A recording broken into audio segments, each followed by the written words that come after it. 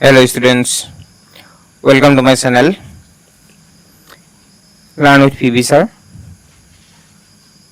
আজি আমি class 10 animals নামৰ কবিতাটো অসমীয়াত বুজিবলৈ চেষ্টা কৰিম। Animals. The poet tells us that he feels more at home with animals than humans, whom he finds complicated and false. ইয়াত কবিগৰাকী আমাক কৈছে যে তেওঁ মানুহতকৈ পশুবোৰৰ সৈতে বেছি সহজ অনুভৱ কৰে কাৰণ মানুহক তেওঁ জটিল আৰু ভণ্ড বুলি ভাবিব খোজে বা ভাবে। I think I could turn and live with animals. They are so placid and self-contained. I stand and look at them long and long. ইয়াৰ কব খুজিছে যে ইয়াৰ কবিয়ে কবলৈ চেষ্টা কৰিছে যে মই ভাবো মই হয়তো পশুবোৰৰ সৈতে সলনি হৈ বসবাস কৰিব পাৰিলোহেঁতেন। সিহঁত ইমান শান্ত আৰু আত্মনিৰ্ভৰশীল। প্লেচিড মানে শান্ত আৰু সেলফ কন্টেইন মানে হৈছে আত্মনিৰ্ভৰশীল। মই থিয় হৈ সিহঁতৰ ফালে বহু সময় ধৰি চাই থাকো। থিয় হৈ বহু সময় ধৰি একেৰাহে থৰ লাগি মই চাই থাকো এনেকৈ কৈছে। তাৰপিছত কৈছে they do not sweat and whine about their condition. They do not lie awake in the dark and weep for their sins. They do not make me sick discussing their duty to God. Not one is dissatisfied, not one is demented with the mania of owning things. ইয়াত কবিয়ে ক'ব বিচাৰিছে যে they do not sweat, তেওঁলোকে নাঘামে, and whine about their condition, আৰু নিজৰ কণ্ডিশ্যনক লৈ নিজৰ অৱস্থাক লৈ সিহঁতে শুকায় নাকান্দে। whine মানে কন্দা। They do not lie awake in the dark and weep for their sins, আৰু সিহঁতে ৰাতিভৰ উজাগৰে থাকি সিহঁতৰ পাপৰ কাৰণে সিহঁতে কান্দি নাথাকে, পস্তাই নাথাকে। They do not make me sick discussing their duty to God. অৰ্থাৎ ঈশ্বৰৰ প্ৰতি থকা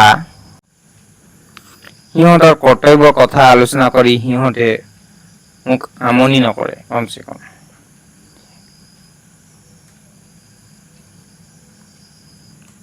Not one is dissatisfied. Not one is demented with the mania of owning things.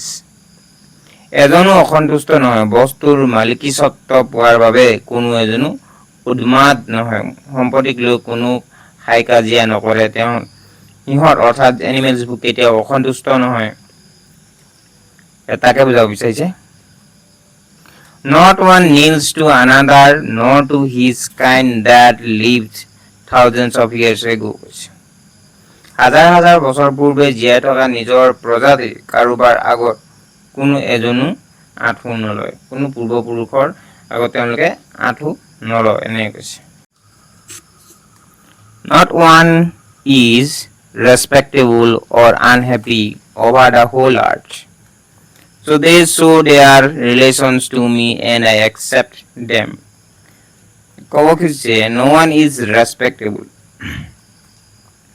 গোটেই পৃথিৱীখনত কোনো এজনো অতি সন্মানীয় বা অসুখী নহয়, অসন্তুষ্ট নহয় বা দুখী নহয়। গতিকে সিহঁতে মোৰ সৈতে থকা সিহঁতৰ সম্পৰ্ক দেখুৱাই আৰু মই তাক গ্ৰহণ কৰোঁ।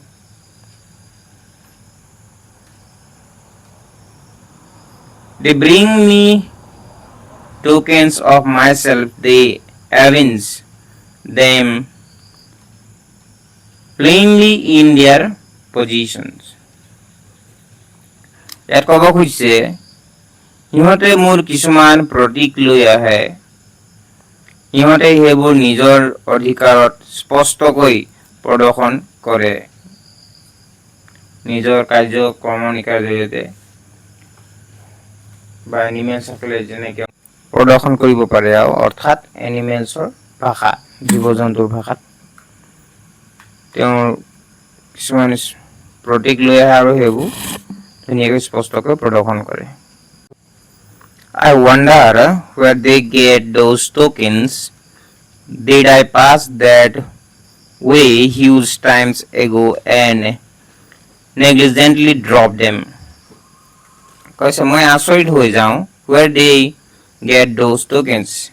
Animals বোৰে মোৰ সেই প্ৰতীকবোৰ ক'ত পালে Did I pass that way huge times ago? কৈছে কি মই সেই বাটেৰে বহু সময়ৰ পূৰ্বে মই সেই বাটেৰে কেতিয়াবা গৈছিলো নেকি আৰু নেগলিজেন্টলি মানে হৈছে অসাৱধানতাৰে বা মই নজনাকৈ বা আওকাণ ভাৱে মই কেতিয়াবাগে মোৰ নিজৰ সেই প্ৰতীকবোৰ তাত কেনেবাকে পেলাই থৈ আহিছো নেকি কবি অনুভৱ কৰিছে নহলে এনিমেলছখিনি কেনেকে জানিলে কেনেকে সেই প্ৰতীকবোৰ আনিলে তাক লৈ মনতে প্ৰশ্ন উঠিছে সেই প্ৰতীকবোৰ ক'ৰ পৰা পালে মই বহু সময় পূৰ্বে সেই বাটেৰে পাৰ হৈ গৈছিলো নে আৰু অসাৱধান বশতঃ সেইবোৰ পেলাই থৈ আহিছিলো নেকি তাকে কবিয়ে মনতে নিজকে সুধিছে প্ৰশ্ন কৰিছে কোনে লিখিছে কবি হৈছে ৱাল্ট হুইটমেন